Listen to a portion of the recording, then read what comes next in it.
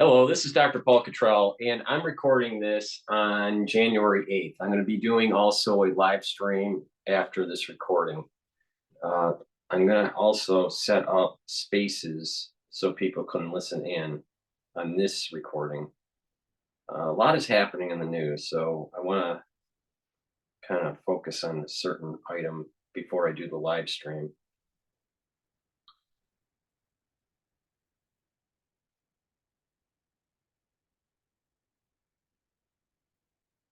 A lot is happening in the news, and it's going to get worse. This video is going to be dealing with MPOX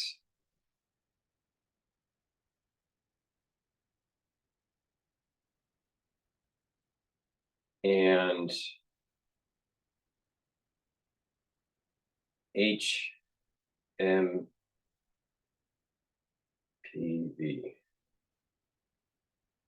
Okay.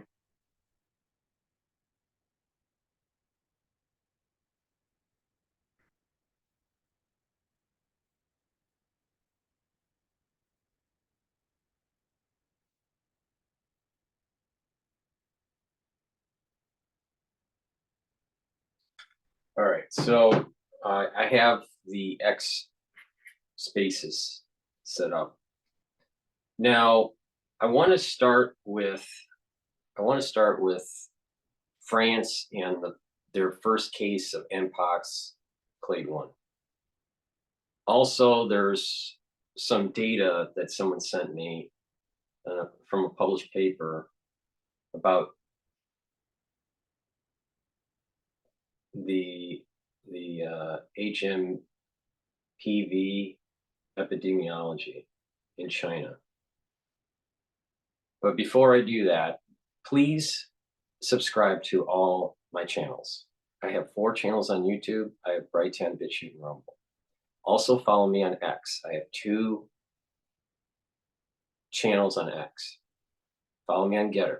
It's very important that you follow me on all these channels, because there are going to be events that are taking place in 2025 and in 2026 that you're going to need to be informed about. I can't tell you how many times that it's so important to follow my work, because I have a unique perspective that is going to help you. With that said,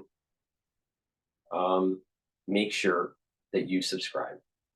But also, the videos I do, the news, the feeds, all this, thousands of videos are for free. It's through buying the products on the store and donating and being paid members that helps this operation. All right. So please help by purchasing the products and being a paid subscriber or donating. You can donate through Stripe, PayPal, or buy me a coffee on my website, the-studio-reykjavik.com. It's on the home page at the bottom. You just click the link and you can donate any way you would like. Another way to do it is to be a paid member to my Patreon channel. It's the paid members on my Patreon channel throughout the years that allowed me to be able to do these videos for free. Okay? So please be a paid member and be active. It's really important that you're active, not passive. You know, it's about sharing information and getting your perspective also. In addition, I've been requested through, different means, either email or through message boards within the different systems, to do something about self-replicating RNA. I will do a video specifically on that. There are things to worry about and there's things not to worry about, all right? And I think that the people that are talking about self-replicating RNA are only focused on the worst case, low probability, type stuff. And I'm going to give you details of all the different things that could happen, and what to worry about and what not to worry about, and why it was developed in Japan, and all the detail, right? But I can't do that today, because that video is going to be very detailed and it's going to be long. All right. So be a paid member.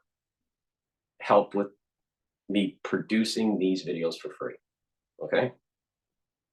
And get the products on the store, the-studio-reykjavik.com. So what I'd like to do is talk about MPOX. All right. France confirmed.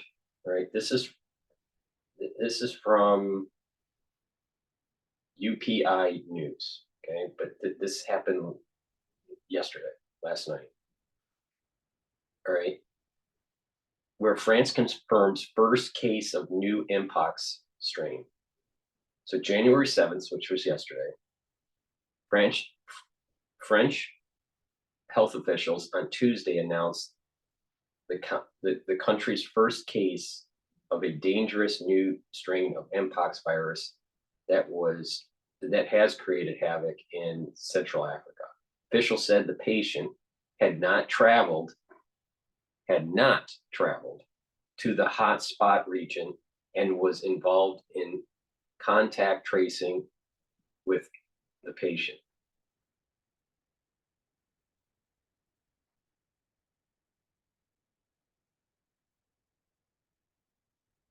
The new strain, Clade 1b, concerns authorities because it can be rapidly spread and dodge current diagnostics. This person has been in contact with 2 people returning from Central Africa. Okay, so when we were covering MPOX a while back, a few months ago, I was saying a lot of things, but one was the cases that were coming out of the Congo that were popping up in Malaysia and in Europe and in these other countries were individuals that directly had travel history to the region.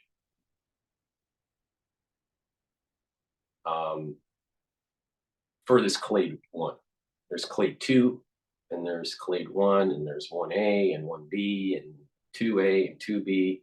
But the bottom line is this: the worst version is Clade 1. The more mild version is Clade 2. This one's Clade 1.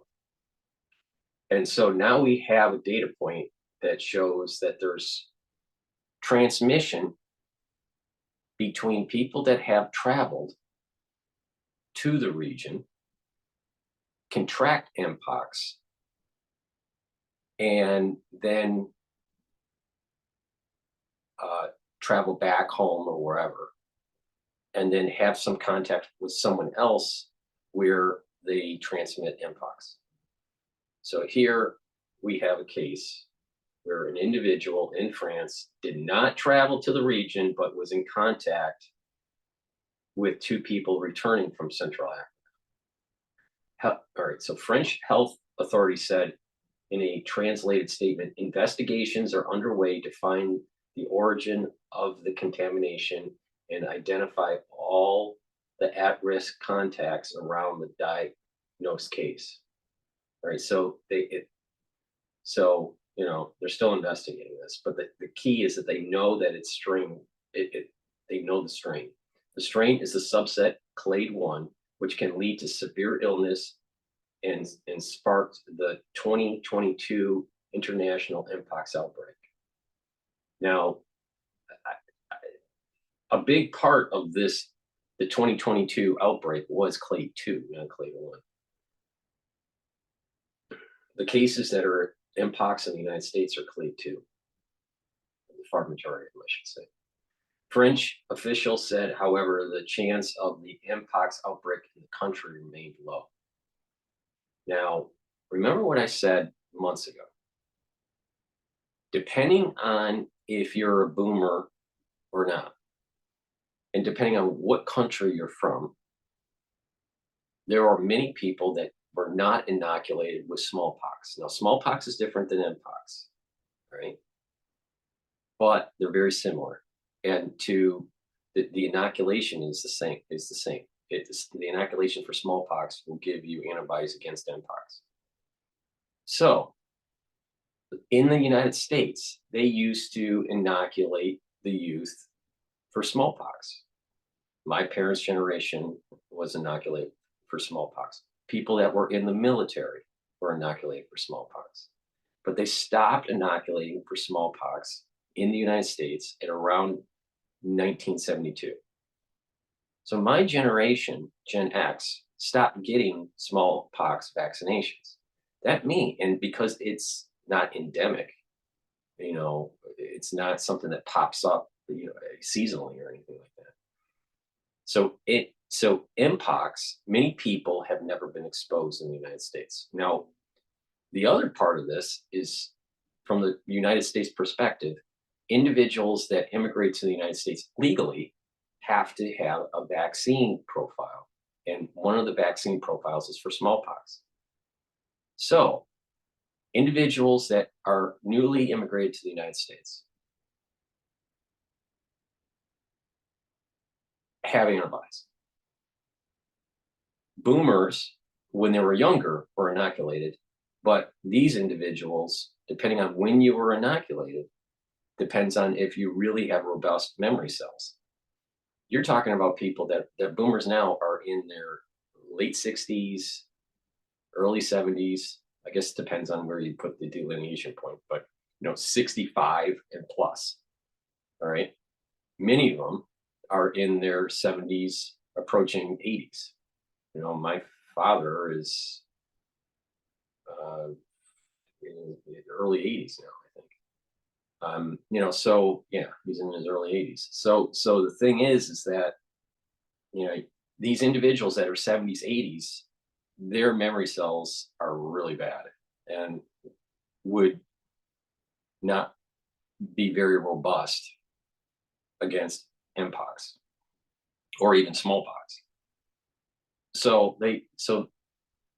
But the individuals that came over about 10, 20 years ago into the United States and that had smallpox vaccinations, they would have coverage for MPOX. Individuals that maybe immigrated into the United States in the 1970s may not. Okay. They may not have robust memory cells. So it just depends on the health of the patient and the age of the patient and when they were inoculated, if they were inoculated. The point I'm making is many people in the United States are not inoculated for smallpox.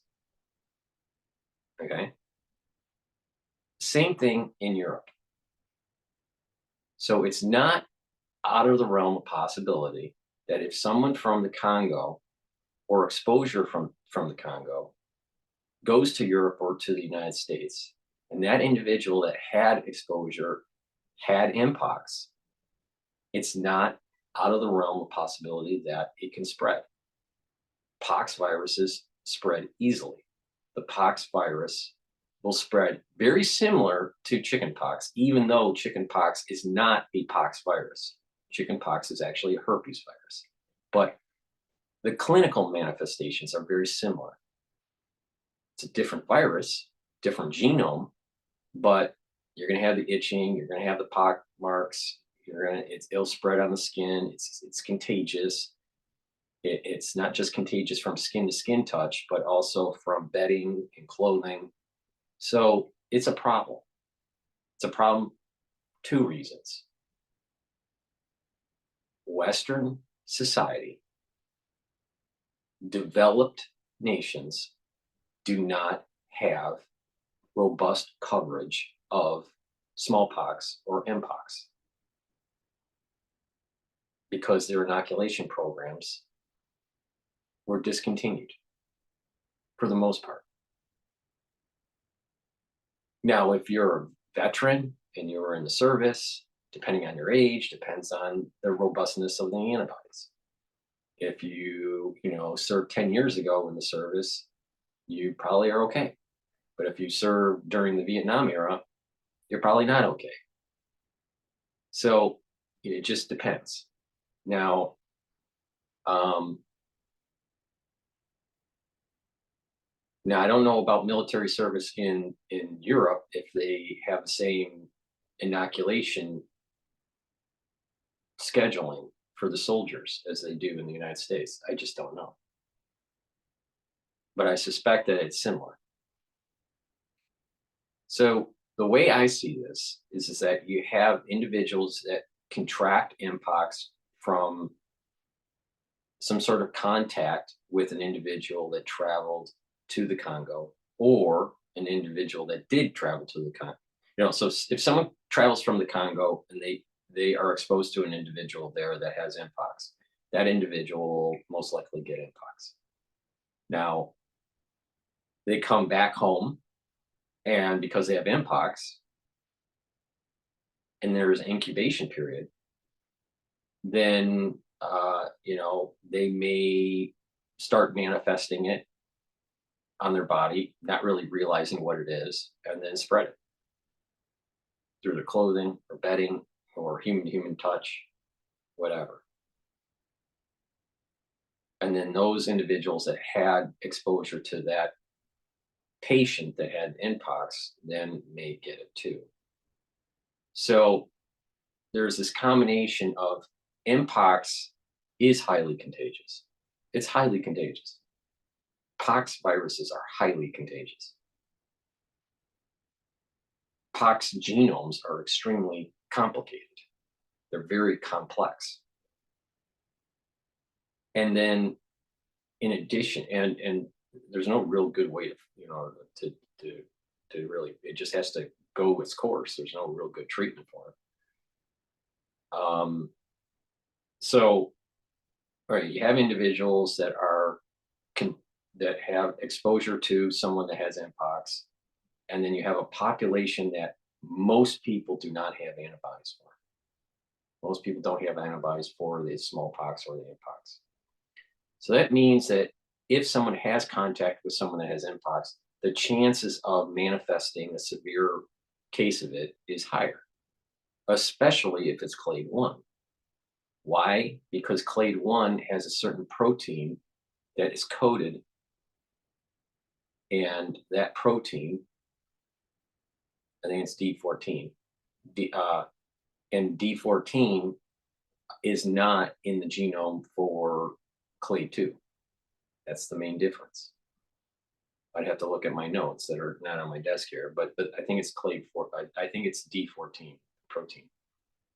Might be D16, but I think it's 14. So D14 is a protein that allows for clade 1 to be more severe. So you have a population that has low antibodies or low memory cells for smallpox and the cross-reactivity to MPOX. And you have a strain that is floating around that has the D14 protein expression through clade 1. That's problematic. Very problematic. So in the news, they're saying, well, countrywide outbreak remains low. Well, if you catch the person early and you contact trace early,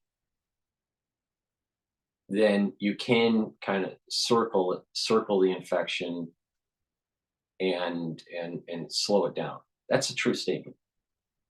It's easy, even though pox viruses, especially MPOX, are highly contagious. Highly contagious. I can't repeat this more. It's highly contagious, all right? But the way it's transmitted, through clothing, through bedding, through recent touching of surfaces, skin to skin contact, these are things that would spread it.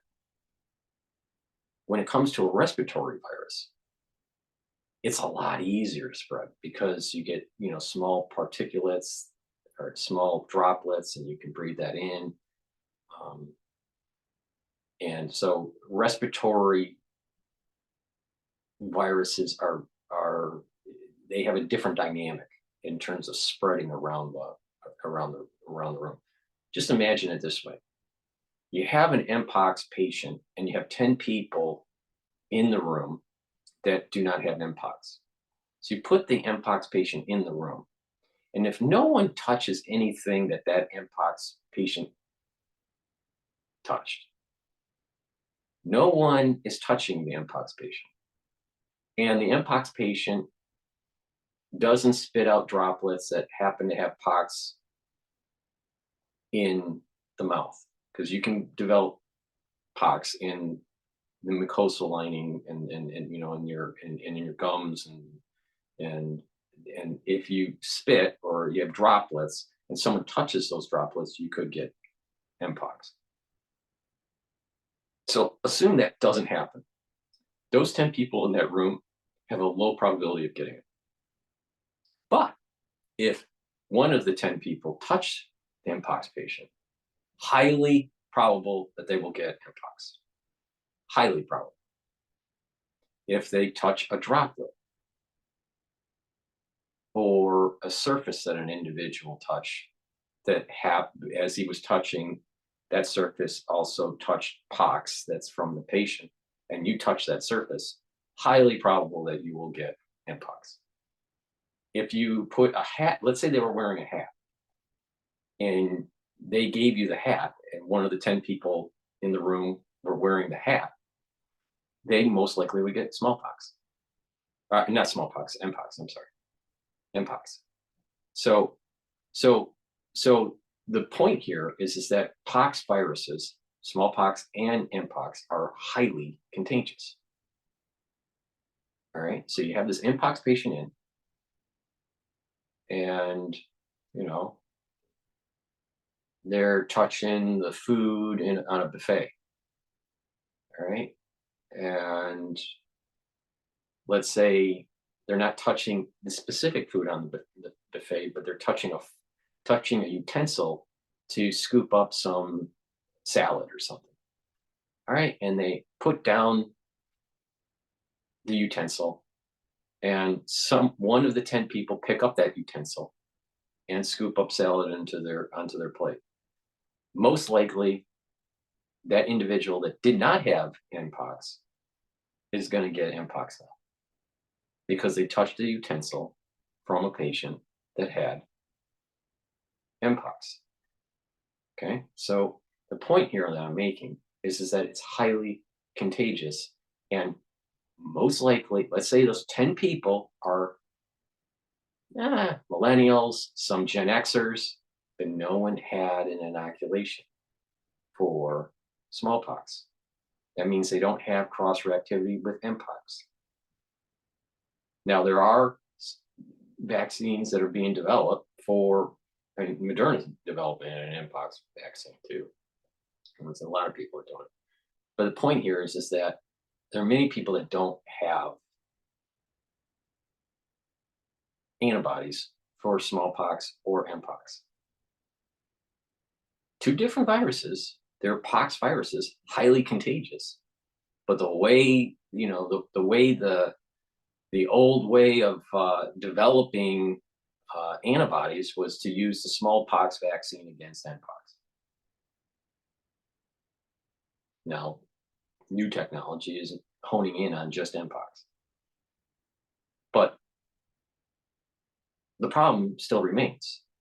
Young people, Gen Xers and younger, Gen Xers aren't even young anymore, but young people and Gen Xers in developed nations basically don't have antibodies for smallpox or MPOX. So if you have that MPOX patient in a room with people that don't have antibodies for MPOX or smallpox, there's a high probability of catching it if they touch something or that individual. There's the problem.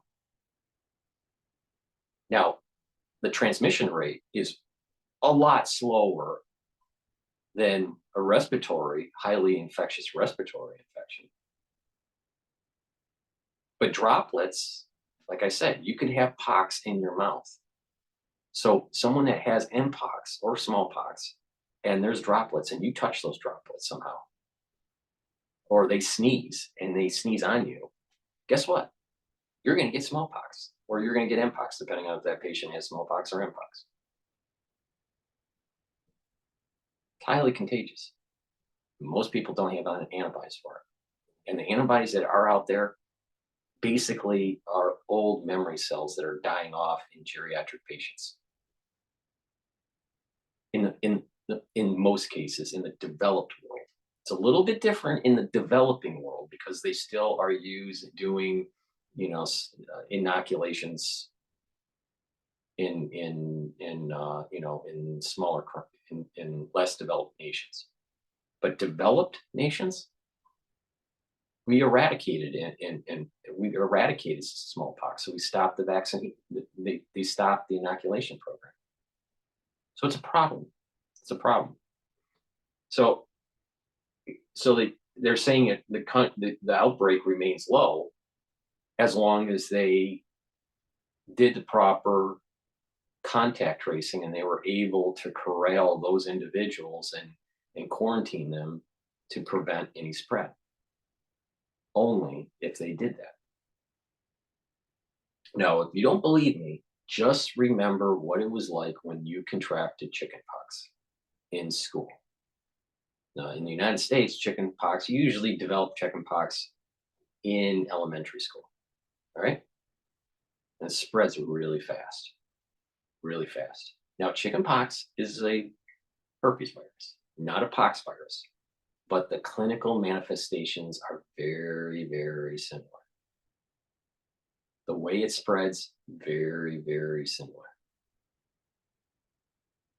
So French health authorities said cases of the MPOX clade 1b strain have been confirmed in Belgium, Britain, Germany, and Sweden. So the 1b version in clade 1 is the worst one, right? So the clade 1b, the problematic one, is spreading in Europe. Now, we don't have so much of the problem in the United States yet. Now, we do have clade 2b, but I don't know of any, I think there's maybe 1 or 2 cases of clade 1 in the United States, 1b, but it's not really, so it makes more sense that it's happening in Europe because of just the travel that's happening between Africa and Europe. All right, so MPOX clade 1b was first identified in the Democratic Republic of Congo. MPOX can cause a painful rash with skin lesions that can last for up to 4 weeks. Other symptoms include fever, headache, aches, back pain, sluggishness, and swollen lymph nodes. So it's not very specific unless you have further diagnostic testing. Last year in Africa, MPOX resulted in more than 1,000 deaths and more than 50,000 suspected cases. So we're looking at, a decent problem in Africa. Now, is it as bad as, some other things that we recently have gone through? No. But like I said, there's 2 problems here. You have a version, clade 1b, with the D14 protein that allows for more severity and more transmittability. And you have a developed nation population where most of them do not have antibodies for it. Those are facts. Those are straight out facts. Now, do I think that there's going to be a major outbreak of MPOX tomorrow? No. But the thing is, it is getting worse as the months go by. So they're doing an inoculation program in the Congo to try to reduce the number of cases. And over time, that probably will work. That doesn't mean there's not going to be injury from the inoculation. Of course there will be. But the thing is that to stop the spread out of the Congo an inoculation program most likely will be working, but it'll take some time. But in the meantime, you have versions of this already in Europe and most likely in the United States. Now, this is also, they don't mention it, but it's also in Asia. So, it's going to circulate. And as it's circulating, it's going to mutate. And as it's circulating, it's going to spread. So it's a problem. This is a problem. Now, like I said, another element of this is that people have weakened immune systems from the post-COVID era. And with weakened immune systems, it's harder to fight these types of pathogens. So if you had a really robust immune system, you may get MPOX and have less severity. But with a weakened immune system, it's more severe. And I'd have to review my notes on exactly all the different proteins and how it's shutting down the innate immune system. And I've done 3 videos on it already, so I don't know why I'm doing another one. But the thing is that so you have this virus that could be problematic because of a weakened immune system in a post-COVID era, what I call the aftershock. All right, you have a weakened immune system. It's harder to fight it, so the severity is going to be more. Right? That's not for everybody, but if you have enough people that are like that, that's how you get mutations, and that's how you get pathogens that take hold that become more problematic in the society. Now, what's the solution to this? Well, they need to control the outbreak in Congo. You got to get to the source and stop the outbreak in the Congo. And you have to do contact tracing and have early detection and quarantine right away to prevent a pox virus from spreading. All right. So that's what's happening in France. Now, what I want to do, so, there's not a gigantic outbreak, so it's not like, go jump off a building right now. I'm not saying, to panic or anything. But there is an issue, and it's, we'll see. Does this take hold or not? Right now, it has not taken hold, and there isn't a what I'll call a tertiary, or no, I'll call it a secondary outbreak. The primary outbreak is the Congo. Secondary outbreak doesn't seem to be happening in Europe or in the United States or in the Asian countries. So we're lucky. But how longer will we maintain that luck profile? I don't know. All right. So now what I want to do, I want to transition into talking about the MPV. All right. There's a research paper that was published in 2024. And this is in Virology Journal. I'll have this posted on my website.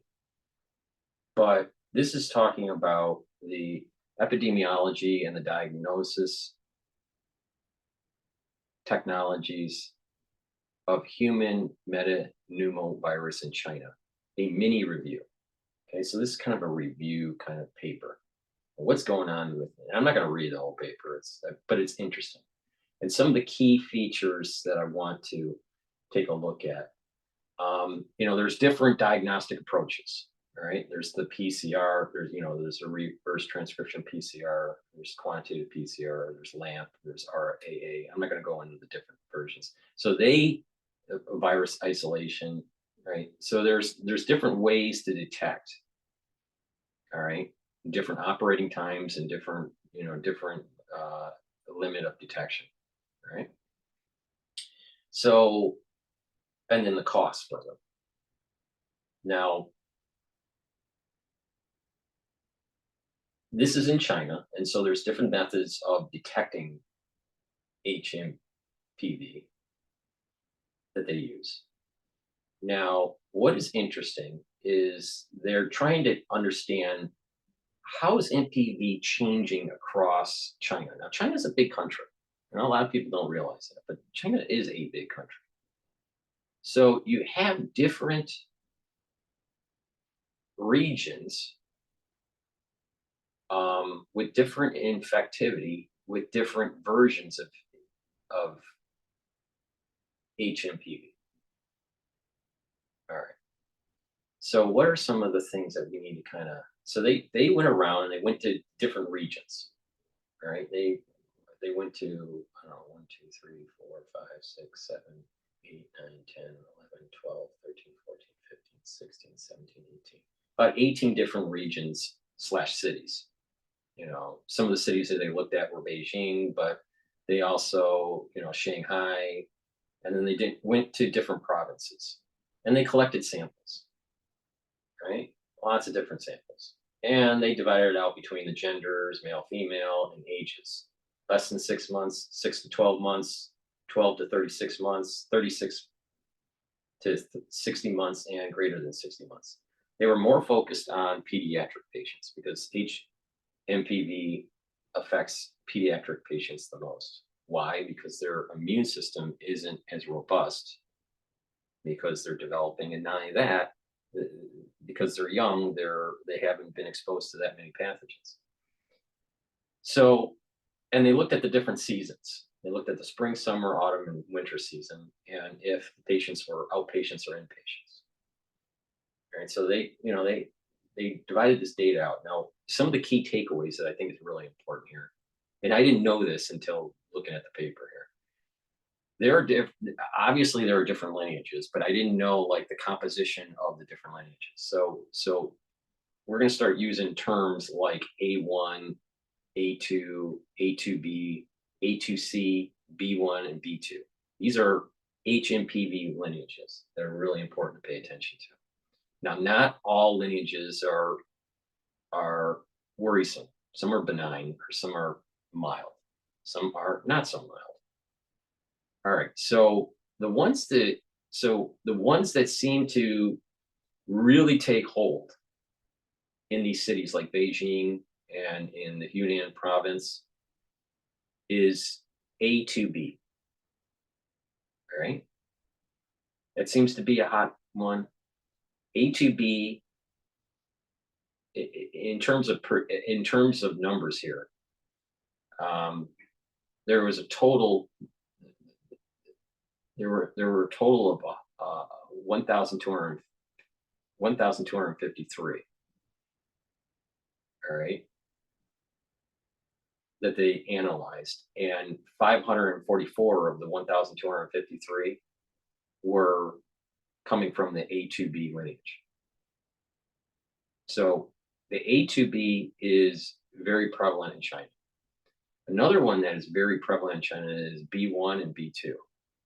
And they are at 299 and 282 respectively. So I'm concerned just by looking at this chart with the lineage of A2B, B1, and B2. Now, I have not gone into the genomics of this, so I don't know the reasons why. Just like with MPOX, I can tell you the reason why clade 1 is worse than clade 2. It's D14, right? So, what's the driver genomically between, these different lineages? I'd have to research that a little bit. But we got to be concerned with A2B, B1, and B2 in terms of number of cases that were the more prevalence of those lineages across China. Let's kind of view it that way. All right. So now I want to take a look at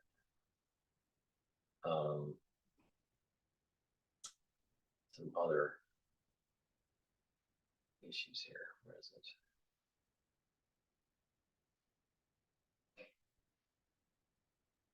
There's another chart that I wanted to take a look at.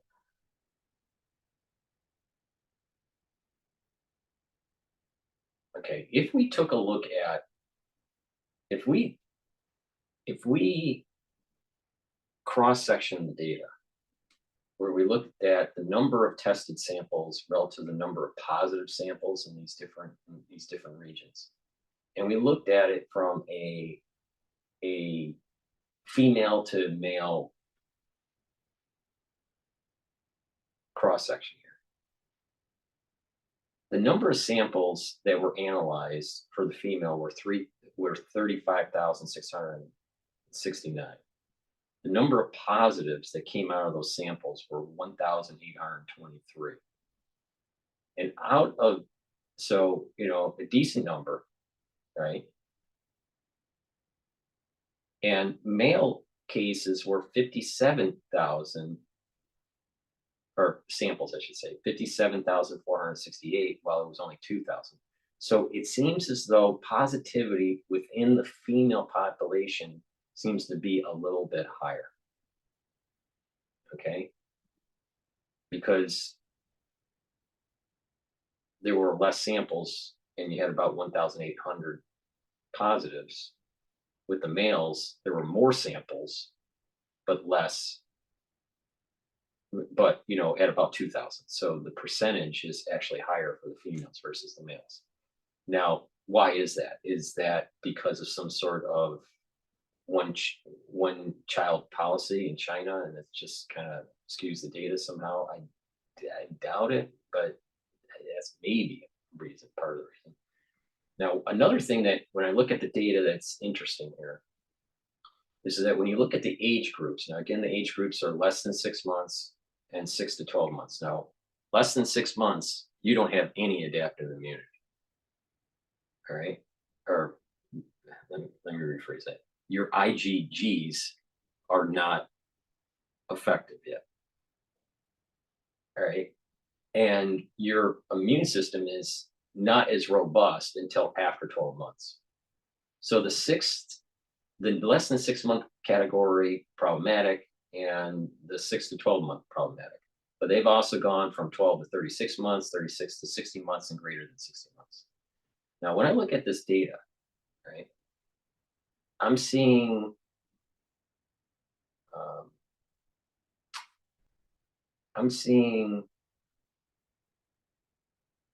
the less than 6 months. So those are the ones that have the least robust immune system for the pediatric patients. Out of 12,991 samples, 582 tested positive. In the 6 to 12 month category, 8,771 samples were tested and 371 tested positive. And then when you start looking at, let's say, the 36 to 60 months, 16,454 samples and 634. Greater than 60 months, 18,790 samples tested, and positivity was at 276. So the bottom line here is this. When you're younger, just less than 6 months old to 6 to 12 months old, there's a higher probability of getting it. When you get older, there's less positivity. Another thing that seems to, and this is strange to me. Now, remember, these cases, the surge of HMPV happened in December. Okay, that's the winter. Those are the winter months. They consider winter January, February, December. Okay. Now, if you look at the data of this paper, which is before the surge, before this last surge, there were 3,994 samples with 147 positives out of those samples. That was in the winter. Now, they're saying there were there were over 1,000 hospitals that were inundated with flu-like illness, right? And that many of them were HMPV. That's the latest information that's coming out of China that we know of. Now, what the numbers exactly are, we don't know. So, okay, now according to this paper, the largest percentage of cases should be in the spring, March to May, with 373 positives out of a 3,076 samples that were tested. It starts to die down in the summer and autumn, where you take 3,000 3,051 samples, and there's only 39 cases. So cases ramp up, the highest in the spring. They start to ramp. Let me rephrase that. They start to ramp up in the winter, but the peak is in the spring, and then in the summer it starts to come back down. That's the pattern in China for HMPV. Now, if they're worried in December and they have high cases, and India's starting to have cases, there's 6 that I know of as of yesterday, all right, or the day before. I'm sure there's more cases now, but the thing is that there were 6 cases in India. There were 327 cases in Malaysia, and previous year comps are 225 out of Malaysia. So there's a surge that's taking place in Asia during the time period in the year where it's not the peak. The peak is going to be March and May. That means that what we're seeing in China, if this data is representative of what's happening with the dynamics in China, means that March through May, it's going to be worse than what's going on. Big takeaway. So if people think that this is just going to die down and the pneumonia is just going to go away and it's no big deal, it's not going to affect America, bullshit. Why? Because previous research suggests that pediatric patients in China peak with number of cases in March and May, but they have a surge in December. We haven't seen the peak yet. It's not going to happen until the end of the first quarter to the beginning of the second quarter of this year. So as people are traveling around, as you have, students, on student visas coming into the United States, there's going to be a spreading of HMPV. Now, that doesn't mean that everyone it's going to be severe. The far majority of the population is not a pediatric patient. The far majority of the population is not a geriatric patient. But the thing is, people are going to get it, and they're going to be either asymptomatic or mild. Even if you're healthy, you can get HMPV and not even realize you have it. But you can spread it to someone that is geriatric or a pediatric patient. And now it starts to become a problem across the country. Now, HMPV has been in, our population in the United States. It's been floating around, but it hasn't been problematic. But there's a surge that's taking place now.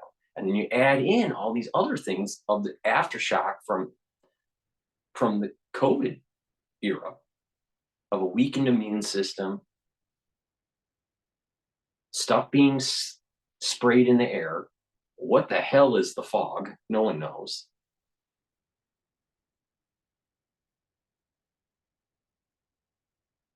And it's not out of the realm of possibility that with a weakened immune system, that HMPV becomes a little bit more problematic in the United States, especially for pediatrics and for geriatrics. So according to this data, the peak is going to be in March through May, not December and January. So if the surge is starting to start, that means it's going to get worse. And other countries are going to have it.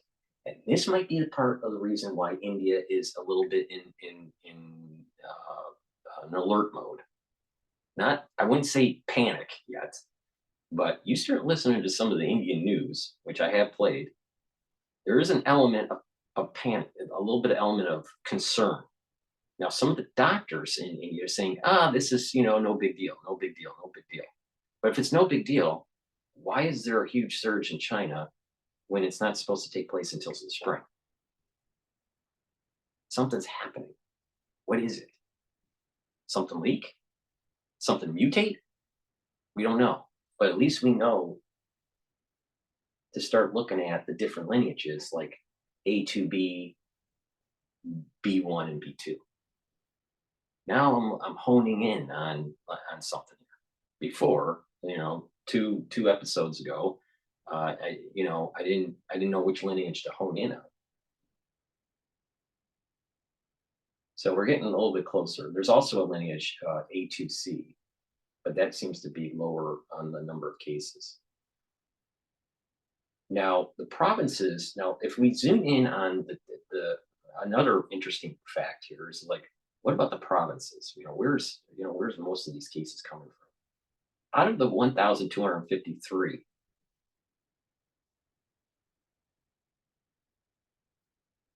for prevalence for HMPV for the province, we had the one that pops up the most is Beijing City. It's 669 out of the 1,253 that I was mentioning before.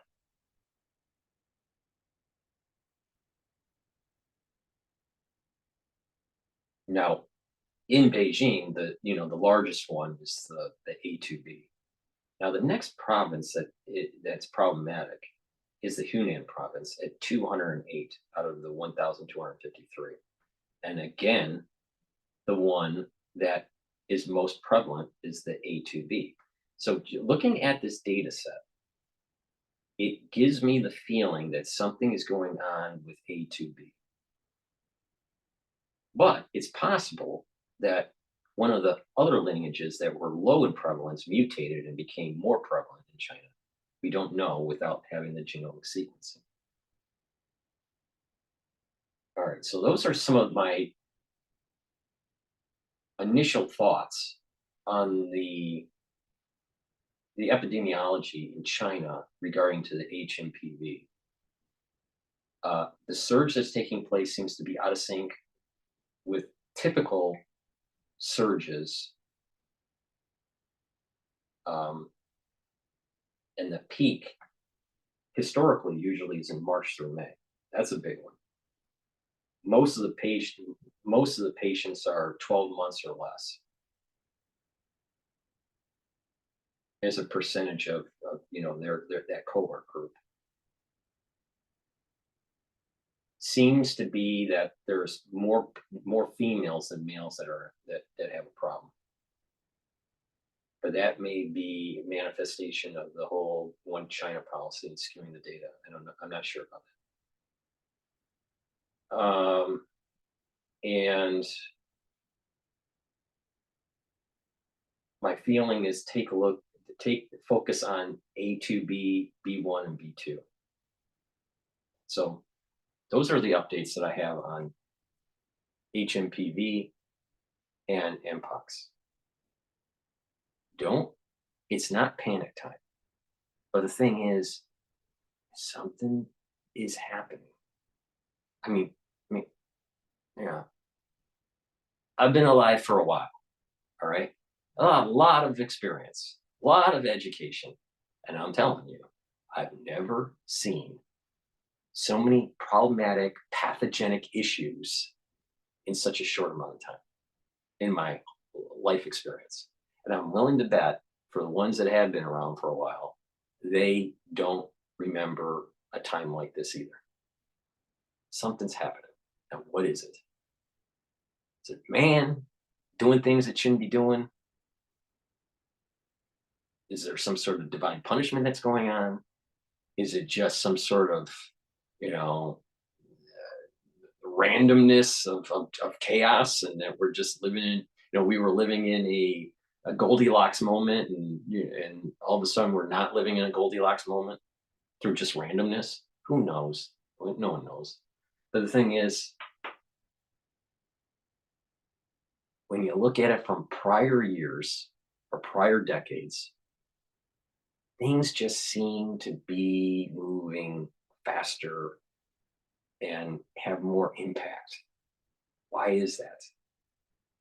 I don't know. I don't know. I have my gut feelings, but I can't prove it. But I'm going to do the telemetry live stream after this, and please help support my work. All right, subscribe to all the channels. That's important. I get strikes on YouTube. I have to be careful on what I say. If you notice, I can't tell you what to take when I talk about pathogens, but but in other videos, I do tell you what to take when I'm covering like fires in LA. All right. So you got to pay attention because I have to walk a fine line because of the censorship on YouTube. Make sure you subscribe on YouTube, my 4 channels on YouTube, Brighteon, Bitchute, and Rumble. If you listen to me very carefully, I tell you exactly what to do. Just follow my lead. You'll be okay. There's no panacea, there's no magic bullet, but you can mitigate. You can mitigate your risks. Just pay attention, and you'll be okay. So make sure you subscribe to these channels and help support the work by getting the stuff that I have on my website, the-studio-reykjavik.com. And you can also donate. You can donate through Stripe, PayPal, or Buy Me a Coffee on my website, or be a paid member to Patreon. It's through the membership of Patreon, it's through the donations, and it's through the people that purchase the products that allows me to provide free videos giving you really important information that nobody else is. Because I'm really sure that nobody told you in the last 60 days, probably ever, that, you know what, we probably need to start worrying about A2B, B1, and B2 for HMPV out of China. Nobody is as detailed as I am. Nobody. Please help support my work. Thank you for listening, and have a nice day.